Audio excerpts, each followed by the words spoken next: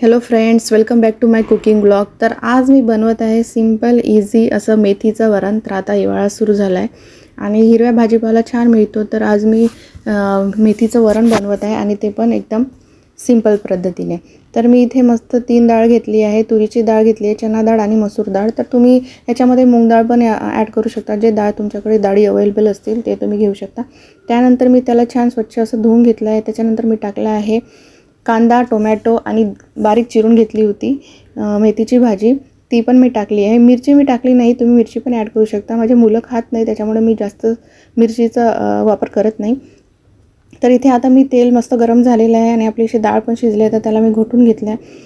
तर तेलामध्ये मी टाकली थोडीशी राई आणि आता टाकले लसूण नंतर त्यानंतर टाकलं आहे मी आता हळद आणि तिखट आणि मीठ. जसं तुमच्या चवीनुसार तुम्ही टाकू शकता. आणि त्याच्यानंतर डायरेक्ट मी आता हे वरण जे आपण शिजवून घेतलं होतं ते पूर्ण डाळ मी त्यामध्ये टाकून घेतली आहे. तर आता त्याला छान मस्तपैकी एकदा फिरवून घ्यायचं. थोडंसं पाणी तुम्हाला कन्सिस्टन्सी जशी पाहिजे घट्ट आणि पातळ त्यानुसार तुम्ही त्यामध्ये पाणी ॲड करून घ्या.